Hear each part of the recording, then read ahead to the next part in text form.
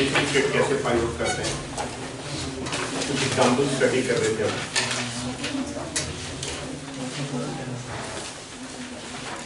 आप लिखिए यहाँ पे हम नाइट्रोजन का ऑक्सीडेशन स्टेट फाइंड आउट कर रहे हैं।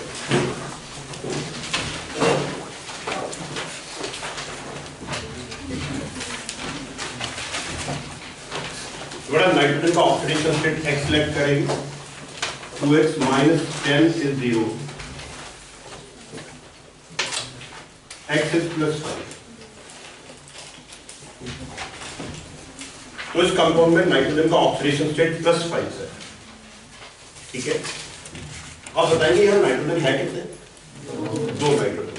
बड़ा अगर एक से ज्यादा नाइट्रोजन है, अगर एक से ज्यादा एटम्स है, तो ये जो आप ऑक्सीडेशन स्टेट निकाल रहे हैं, आप इसे एवरेज ऑक्सीडेशन स्टेट बोलेंगे। इसके आगे लिखिए एवरेज।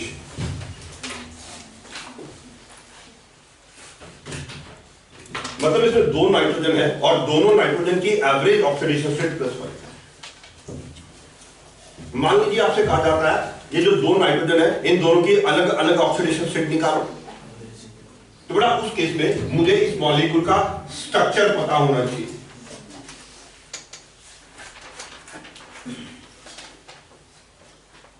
ये इस मॉलिक्यूल का स्ट्रक्चर है N2O5 का, आप भी ड्रॉ कीजिए।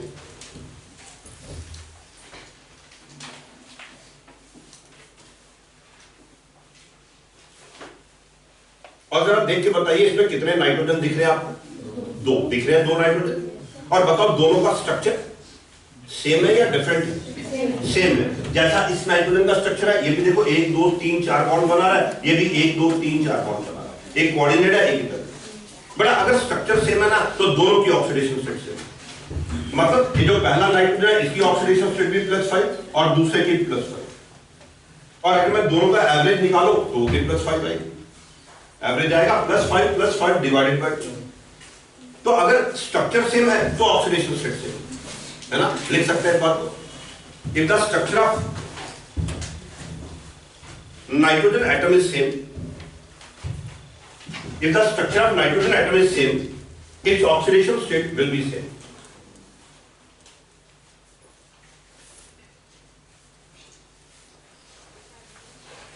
If the structure of nitrogen atom is same, its oxidation state will be same.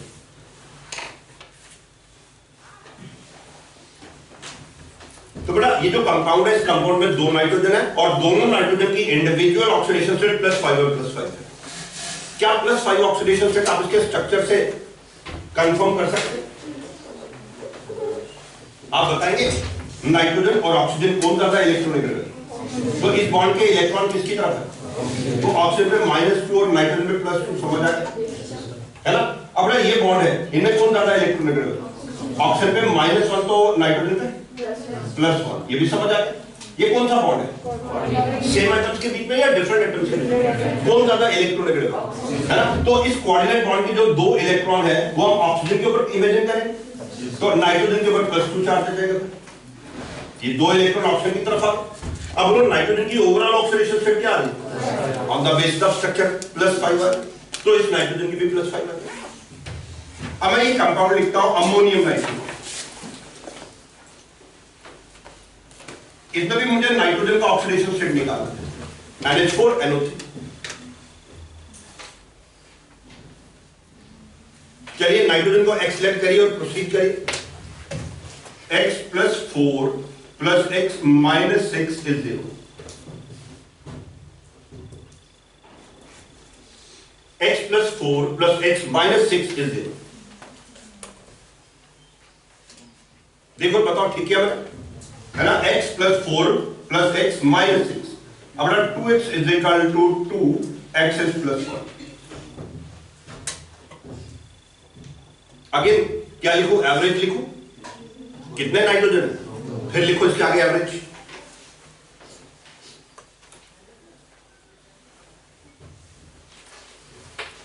ठीक है। अब अगर मुझे कहा जाए नहीं दोनों नाइट्रोजन की अलग अलग ऑक्सीडेशन स्टेट बताओ, आप बताओ क्या दोनों नाइट्रोजन का स्ट्रक्चर आपको सेम दिख रहा ना? कहां से? NH4NO3 डिफरेंट है, आप दोनों की ऑक्सीडेशन स्टेट डिफरेंट हुई। तो ऐसा करते हैं, इसको हम ना आयोनाइज कर देते हैं, अलग अलग कर देते हैं। अमोनियम आयन आप भी करिए plus nitrate ion, ammonium ion plus nitrate ion, ये ठीक है। अब ऐसा करते हैं, फर्स्ट कंपाउंड में नाइट्रोजन की ऑक्सीडेशन स्टेट अलग से निकालते हैं और सेकंड कंपाउंड में अलग से निकालते हैं। जाएगा x plus 4 is equal to plus 1, x is equal to minus 3,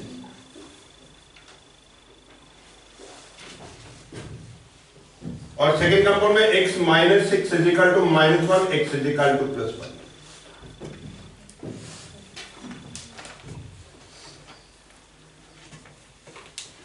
बोले ठीक है।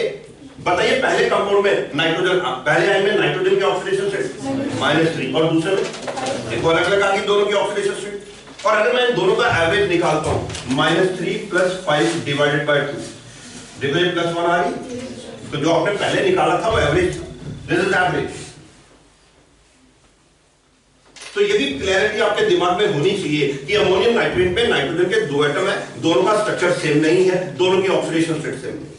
जो पहला नाइट्रोजन ये है इसकी ऑक्सीडेशन स्टेट -3 है, और जो दूसरा नाइट्रोजन है, दूसरा नाइट्रोजन उसकी ऑक्सीडेशन स्टेट।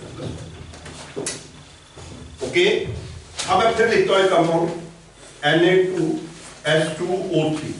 अब मैं मुझे सल्फर की ऑक्सीडेशन स्टेट निकालना कीजिए आप। Na2S2O3 दो सल्फर, पहले एवरेज निकाली, 2 1 2 plus 2x minus 6 is 0, so 2x is equal to 4, so finally x is plus 2, again average। क्यों एवरेज? क्योंकि दो सल्फर एटम।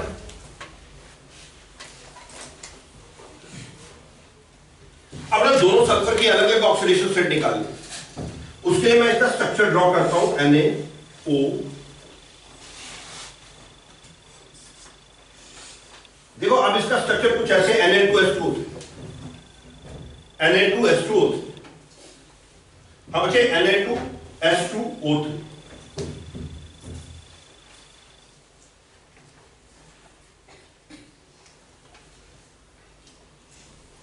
अब बताओ दोनों सल्फर का स्ट्रक्चर सेम है क्या?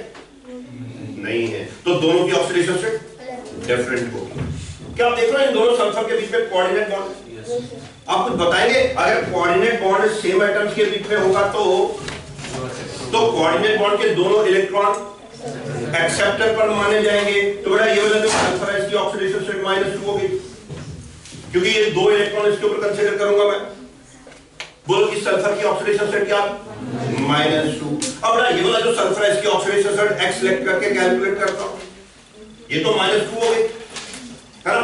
नेक्स्ट दो जोड़ी में 2 into 1 2 plus 3 into -2 plus -2 plus x is 0। जरा चेक करना है, सोडियम +1 सोडियम +1 है ना, तो ये 2 आ गया सोडियम। 1 2 3 तीन ऑक्सीजन है, 3 into -2। बोलो ये वाला सल्फर -2 और ये वाला सल्फर x। क्या किया मैंने, समझ आ गया आपको?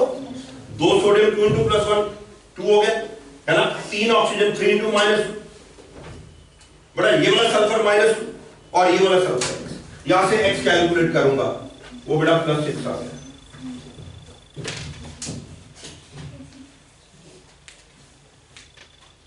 तो सोडियम थायोसल्फेट में दो सल्फर एटम है, ये जो टॉप वाला सल्फर है इसकी ऑक्सीडेशन स्टेट -2 है, और जो सेंटर वाला सल्फर है बोलो इसकी ऑक्सीडेशन स्टेट। और अगर आप -4 + 6 का एवरेज निकालें, देखो +2 आता है, -12 + 6 -2 + 6 डिवाइडेड बाय 2, तो देखो 2 आ रहा है एवरेज। Is it clear? तो सोडियम थायोसल्फेट में दो सल्फर एटम है, जो टर्मिनल सल्फर है उसका ऑक्सीडेशन स्टेट -2 है, और जो बीच वाला सल्फर है उसका ऑक्सीडेशन स्टेट +6। ओके, अब ये लिखा मैंने Fe2O3 रादर Fe3O4, या आयरन का ऑक्सीडेशन स्टेट निकालें। लिखिए अब Fe3O4। बेटा इस कंपाउंड का नाम है फेरोसोफेरिक ऑक्साइड, फेरोसोफेरिक ऑक्साइड। तो अगेन तीन आयरन है, 3x - 8 is 0, 3x is equal to 8, x is 8/3। देखो यहां फ्रैक्शनल आ गई और ये भी एवरेज है, आगे को average. In this compound Fe3O4 iron का ऑक्सीडेशन स्टेट एवरेज 8/3 आ रहा है। अब ये जो कंपाउंड है ना Fe3O4 एक्चुअली दो ऑक्साइड का मिक्सचर है। देखो बड़ा ये दो ऑक्साइड का मिक्सचर है। It is a mixture of two oxides. एक इसमें फेरस ऑक्साइड है, एक इसमें फेरिक ऑक्साइड है। बन गया ना Fe3O4। अब आप क्या करोगे, पहले कंपाउंड में आयरन का ऑक्सीडेशन स्टेट अलग से निकालोगे और दूसरे कंपाउंड में आयरन का ऑक्सीडेशन स्टेट अलग से निकालोगे। देखो पहला compound x - 2 is 0, x is +2।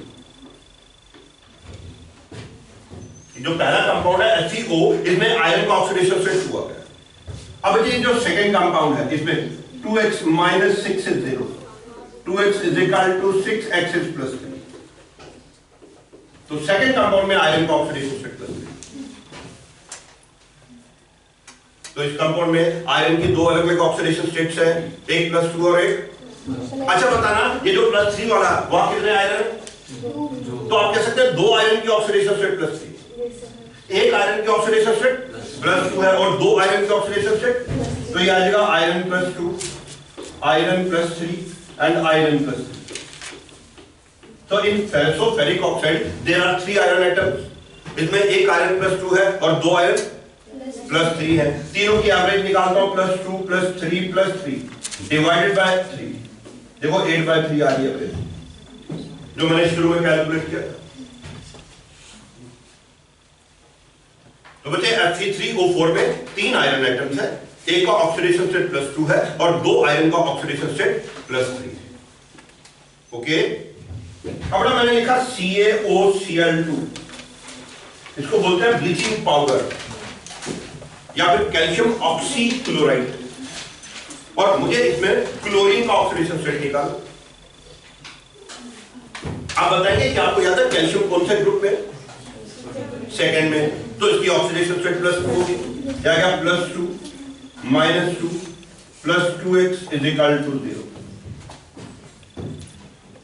Calcium +2, oxygen -2 और ये 2x, तो 2x is equal to 0, so x is equal to 0।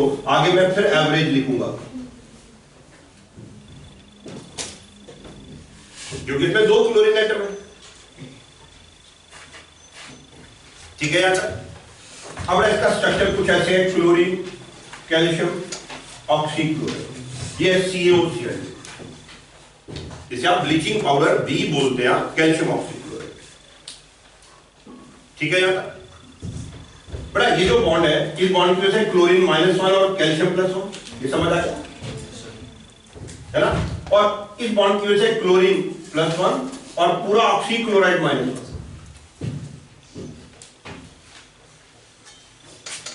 तो बताओ कैल्शियम की ऑक्सीडेशन स्टेट क्या होगी? +2। ये वाला क्लोरीन -1 और ये ऑक्सीक्लोराइड -1। ये ठीक है। अब ये जो ऑक्सीक्लोराइड है इसमें करता हूं मैं -2 + x इज इक्वल टू -1। देखा मैंने सिर्फ ऑक्सीक्लोराइड लिया। बोलो ऑक्सीजन की ऑक्सीडेशन स्टेट -2, क्लोरीन की x और टोटल इस पे चार्ज है ना। तो ये आ गया x इज इक्वल टू +1। चलिए लास्ट में बता दीजिए, ये वाला क्लोरीन ऑक्सीडेशन स्टेट -1 और ये वाला क्लोरीन ऑक्सीडेशन स्टेट +1। तो ब्लीचिंग पाउडर में दो क्लोरीन है, एक क्लोरीन -1 है और दूसरा क्लोरीन +1 है। तो दोनों का एवरेज निकालेंगे तो 0 आ जाएगा। ठीक है ना। तो ये वाला क्लोरीन -1 है और ये वाला क्लोरीन जो है ना ये +1 है, पूरा ऑक्सीक्लोराइड -1 है, तो सिर्फ क्लोरीन जो आएगा वो +1 है। ओके, अब एक कंपाउंड लिखता हूं H2S2O8, इसमें सल्फर का ऑक्सीडेशन स्टेट निकालेंगे।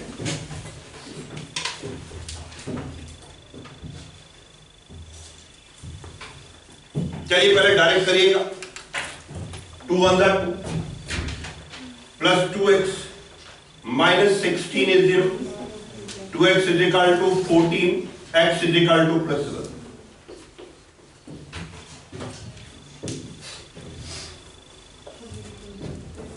बोलो x इज इक्वल टू, ये तो गलत है। क्यों गलत है? क्योंकि सल्फर की ऑक्सीडेशन स्टेट +6 से ऊपर हो ही नहीं सकती। याद आया? सल्फर मैंने बताया था आपको, नहीं? सल्फर के वैलेंस इलेक्ट्रॉन 6 है ना? तो जितने वैलेंस इलेक्ट्रॉन है वो हाईएस्ट ऑक्सीडेशन स्टेट होनी चाहिए, +7। तो इसके आगे लिखिए wrong, this not possible. Sulphur +7 show कर ही नहीं सकता।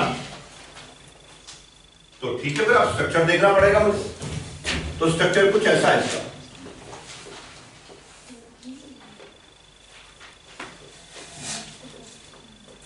बच्चे ये मैंने स्ट्रक्चर ड्रॉ किया, आप भी ड्रॉ करो।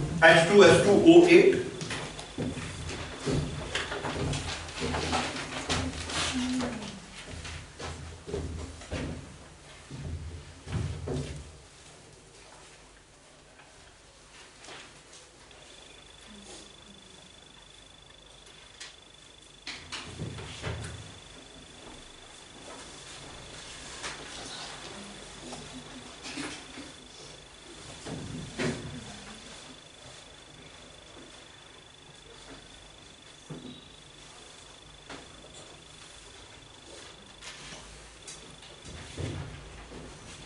अच्छा बताओ कितने सल्फर दिख रहे हैं? 2। दोनों का स्ट्रक्चर सेम है, दोनों की ऑक्सीडेशन स्टेट सेम है। क्या आप अब आपको परऑक्साइड दिख रहा है इसमें? इतनी देर में तो दिख जाना चाहिए। बेटा 2 ऑक्सीजन परऑक्साइड है इसमें।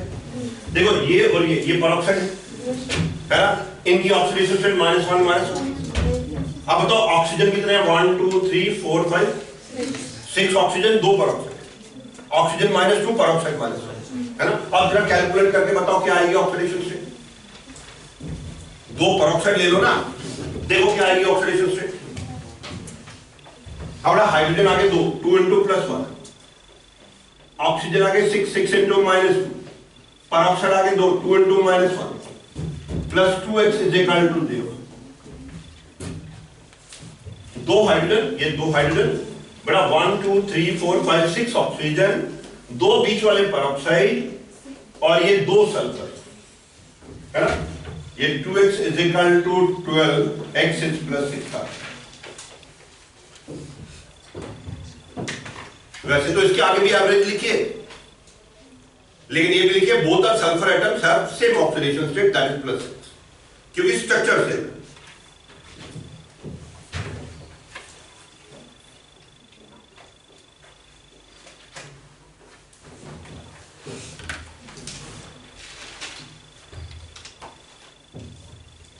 और फिर ये मैंने एक और सल्फर का कंपाउंड लिखा H2S4O6। यहां भी सल्फर का ऑक्सीडेशन स्टेट निकालना है। चलिए पहले एवरेज निकालिए। H2S4O6, so it's 2 on that 2 plus 4x minus 12 is 0. 4x is equal to 10, x is 2.5। ये फिर एवरेज आ गया, 2.5 फ्रैक्शन में भी आ रहा है। आगे लिखिए एवरेज।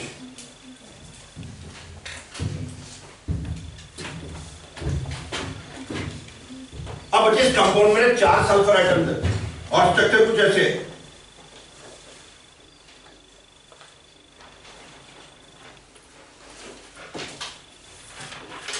ये रहा H2S4O6।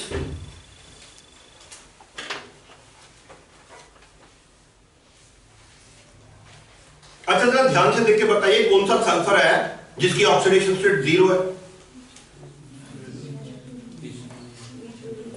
जिसके दोनों तरफ सल्फर सल्फर बॉन्ड है ना?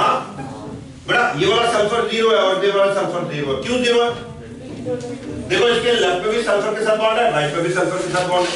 इलेक्ट्रॉन तो इक्वली शेयर्ड होंगे, याद आया या नहीं? है ना? तो ये वाले 2 सल्फर 0 है और जो साथ वाले सल्फर है उनको एक्स सेलेक्ट कर लो। ये 0 क्यों नहीं है बताओ?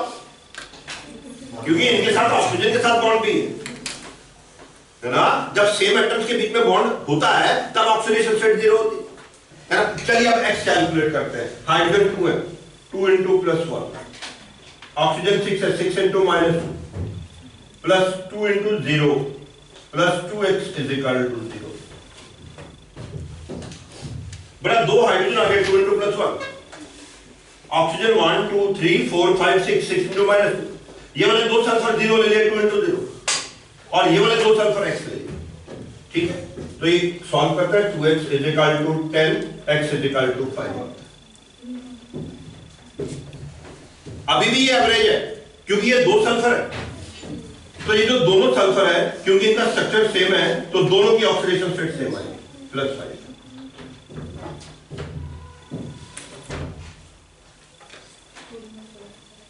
तो फाइनली आप बोलेंगे ये जो कंपाउंड है इसमें टोटल तो 4 सल्फर है, बेटा दो सल्फर जो है उनकी ऑक्सीडेशन स्टेट +5 है और बाकी के दो सल्फर है उनकी ऑक्सीडेशन स्टेट 0 है। दो सल्फर की ऑक्सीडेशन स्टेट +5 है और दो सल्फर की ऑक्सीडेशन स्टेट 0 है। अगर मैं चारों का एवरेज निकालूं तो देखो +5 +5 +0 +0 डिवाइडेड बाय 4, देखो आ गया 2.4, ठीक है या नहीं। तो बड़ा कई बार आपको ऑक्सीडेशन स्टेट जो है वो स्ट्रक्चर से फाइंड आउट करनी पड़ेगी, तो उस केस में आपको स्ट्रक्चर्स पता होने चाहिए। मैंने काफी सारे स्ट्रक्चर डिस्कस कर दिए आप लोग, है ना। ये लिखा मैंने KO2 या ऑक्सीजन की oxidation state 1 + 2x is equal to 0, 2x is equal to -1, x is -1/2, तो ये भी -1/2 है, ये एवरेज ऑक्सीडेशन।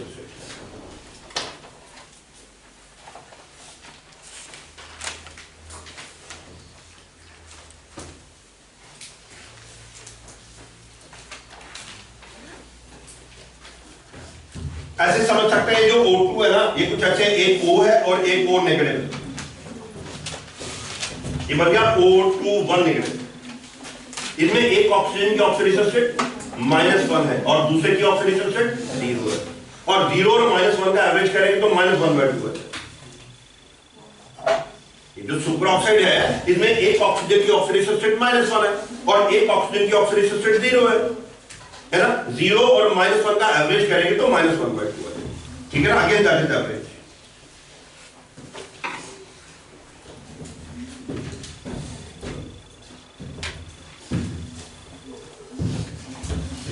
तो बेटा मैंने कुछ एग्जांपल डिस्कस किया, आप भी प्रैक्टिस करेंगे बुक में से भी, और शायद एक आपको शीट भी मिला हुआ उसमें से भी करिए ट्राई, और जो थ्योरी बुक्स मिली हुई आपको वहां से भी करिएगा इनको ट्राई।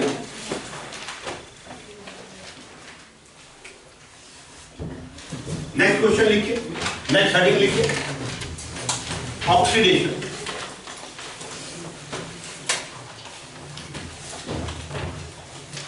आगे लिखिए is the process involving loss of electron.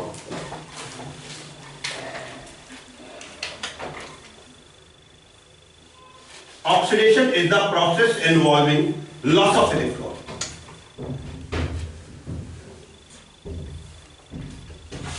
Yes, oxidation is the process involving loss of electron.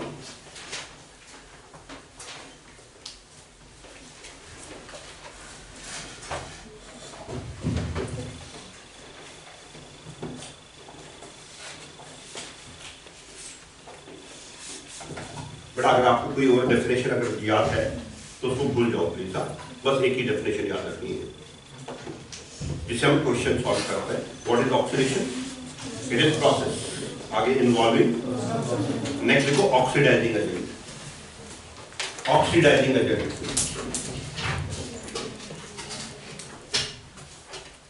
Is a substance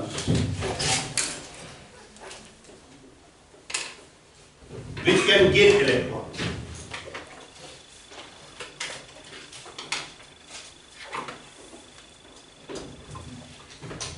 देख रहा है ये दोनों बिल्कुल अलग अलग है।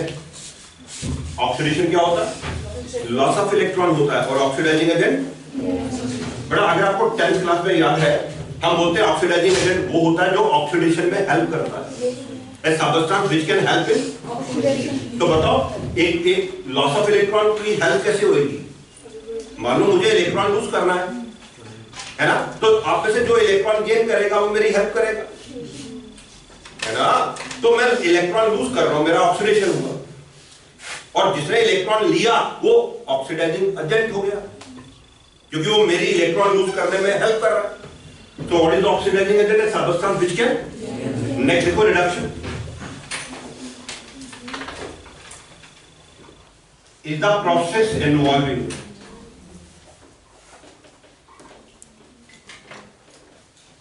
gain of electron. Is the process involving gain of electron.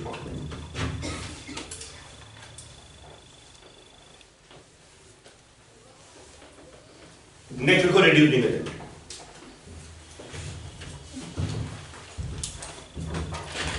अब बोलो क्या हुआ reducing agent? A substance which can lose electron, है ना? Substance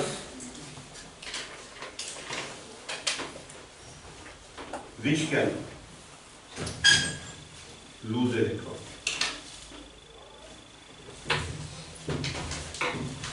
तो बड़ा ये रेसिप्रोकल से कॉन्सेप्ट है, पढ़ के इसको दिमाग में बिठाना. लॉस ऑफ इलेक्ट्रॉन्स का ऑक्सीडेशन, और जो इलेक्ट्रॉन गेन करता है वो ऑक्सीडाइजिंग एजेंट हो गया, जबकि process of gain of electron is called reduction, है ना? And reducing agent is substance which can lose electron. लिखो last. Hence a substance which is oxidized will act as reducing agent. A substance which is oxidized will act as a reducing agent.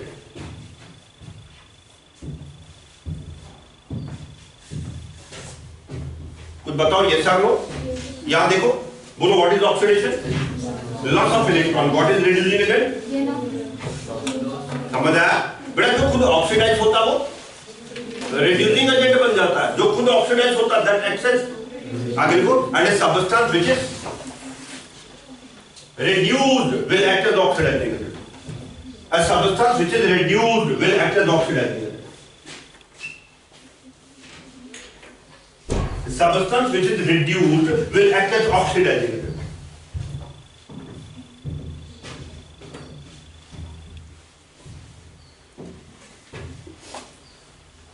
ठीक है, याद रखना बेटा. जो substance खुद oxidise होता है वो रिड्यूसिंग एजेंट बन जाता है, और जो खुद रिड्यूस होता है what is oxidation?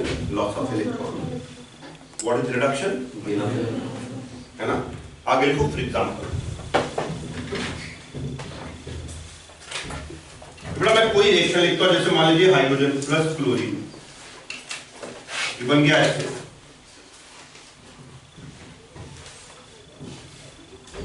एक सिंपल सी रिएक्शन. हमें बताना है इनमें से कौन ऑक्सीडाइजिंग एजेंट है, कौन रिड्यूसिंग एजेंट है, कौन ऑक्सीडाइज हो रहा है, कौन रिड्यूस हो रहा है.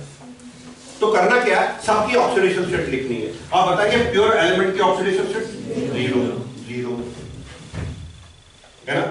बोलो HCl में बता सकते हैं हाइड्रोजन +1 क्लोरीन, है ना? Hydrogen +1 chlorine -1. आप ये लिखो ऑक्सीडेशन स्टेट. लिखा हमने. अब आपने बताना हाइड्रोजन जो है, हाइड्रोजन उसके साथ क्या हो रहा है. यहां बोलो हाइड्रोजन क्या है 0, वहां क्या +1. बताओ हाइड्रोजन ने इलेक्ट्रॉन लूज किया या गेन किया? लूज किया.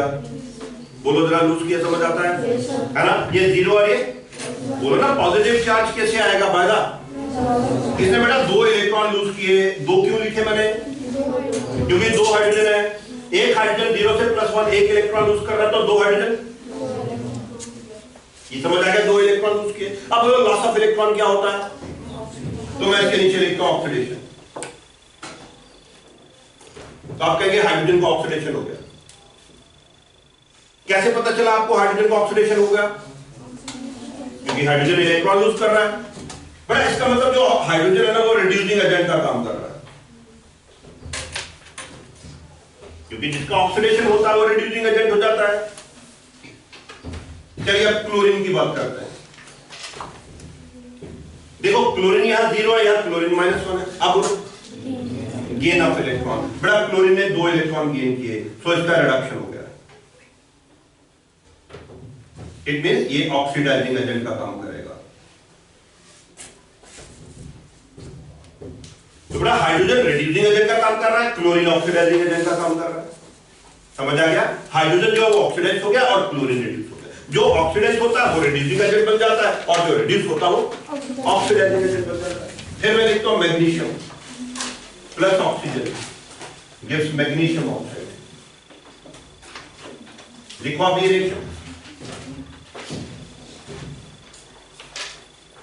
अब इनके ऊपर इनकी ऑक्सीडेशन स्टेट्स लिखो।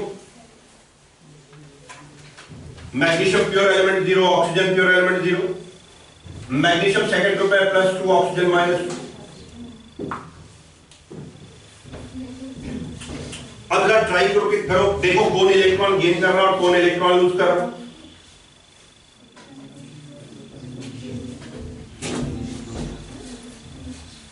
मैग्नीशियम 0 से +2 ऑक्सीडेशन पे जा रहा है by the loss of 4 electron. बताना ये लॉस ऑफ 4 इलेक्ट्रॉन समझ आता है ना। एक मैग्नीशियम 0 से +2 जा रहा है, 2 इलेक्ट्रॉन लूज करेगा और क्योंकि 2 मैग्नीशियम है 4 इलेक्ट्रॉन लूज कर रहा है। बोलो लॉस ऑफ इलेक्ट्रॉन क्या होता है? ये ऑक्सीडेशन हो गया। तो मैग्नीशियम रिड्यूसिंग एजेंट का काम कर रहा है।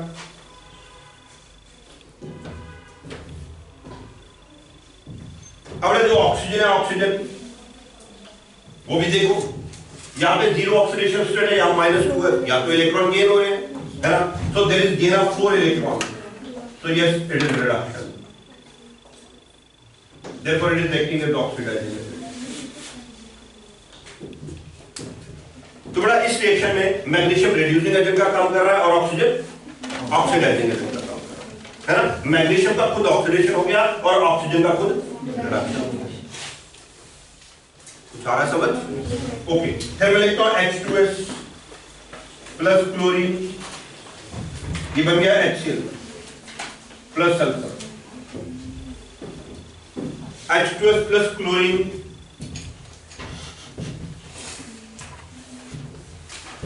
gives HCl plus sulphur. तो बड़ा क्लोरीन 0 हो गया, सल्फर 0 हो गया।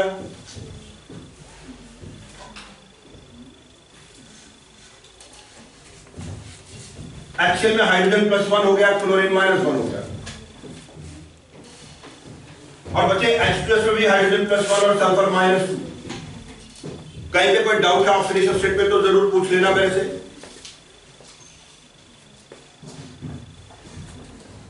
हाइड्रोजन तो +1 शो करता ही है और सल्फर अगर आप कैलकुलेट करेंगे तो -2 निकल के आएगा। 2 + XN0 XN- pure element 0, pure element 0। HCl में हाइड्रोजन +1 क्लोरीन। बड़ा ध्यान से देखो, बताओ इस रिएक्शन में कौन सा एटम है जिसकी ऑक्सीडेशन स्टेट चेंज नहीं हो रही? किसकी? तो हाइड्रोजन की। बड़ा रेडॉक्स रिएक्शन में जिसकी ऑक्सीडेशन स्टेट चेंज नहीं होती उसको स्पेक्टेटर बोलते हैं। क्या बोलते हैं? आप बोलेंगे इस रिएक्शन में हाइड्रोजन स्पेक्टेटर क्योंकि उसकी ऑक्सीडेशन स्टेट रिएक्टेंट साइड और प्रोडक्ट साइड पे सेम है ना। अब जब देखेंगे सल्फर और क्लोरीन, करो जरा, खुद ही जरा करके बताओ मुझे।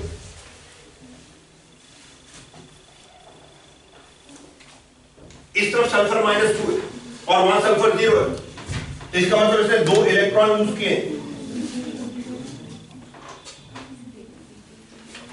-2 से 0 हो गया, -2 से 0 हो गया, 2 इलेक्ट्रॉन यूज करेगा। Loss of electron is called what? Oxidation, है ना। तो ये रिड्यूसिंग एजेंट हो गया।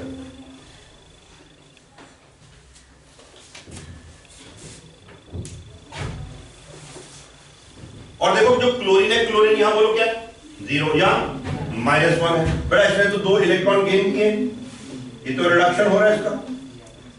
सो it is acting as oxidising agent.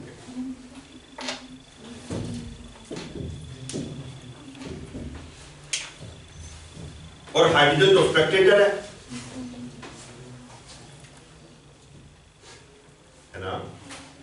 चलिए थोड़ा सा अपने आप को करेक्ट करिए, मुझे बताइए कर देंगे। बोलिए क्लोरीन बच्चे किसका काम कर रहा है?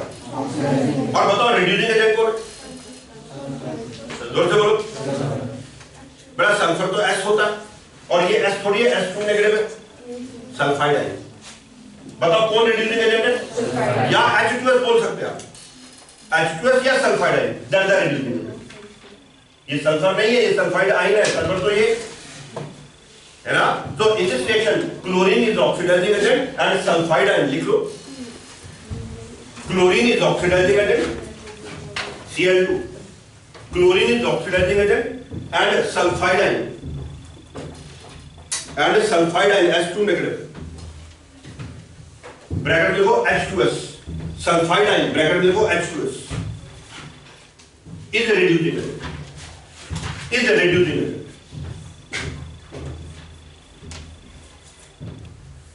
तो सल्फाइड आयन का ऑक्सीडेशन हुआ है यहाँ पे, सल्फर का नहीं, सल्फाइड आयन का ऑक्सीडेशन. ठीक है. फिर बोला क्लोरीन किसका काम कर रहा है? और बेटा क्लोरीन तो नॉन मेटल है. क्या क्लोरीन? अच्छा बताओ, ऑक्सीजन भी नॉन मेटल है, किसका काम कर रहा है? क्लोरीन भी. तो बेटा जो नॉन मेटल्स होते हैं ना, नॉन मेटल्स वो ऑक्सीडाइजिंग एजेंट का काम करते हैं, और जो मेटल्स होते हैं ना वो रिड्यूसिंग एजेंट का काम करते हैं. लिख लो इस बात को नीचे. Metals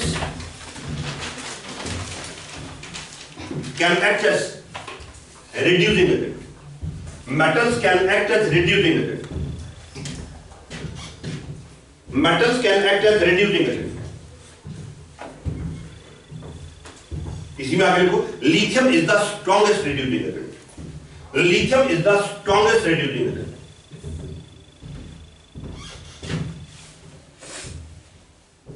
Next line, non-metals can act as oxidizing agent. Non-metals can act as oxidizing agent. Non-metals can act as oxidizing agent.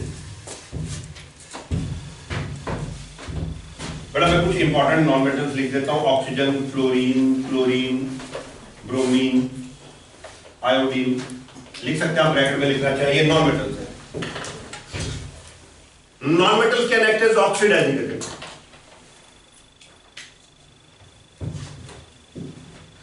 आगे लिखो, and fluorine is the strongest oxidizing agent. And fluorine is the strongest oxidizing agent.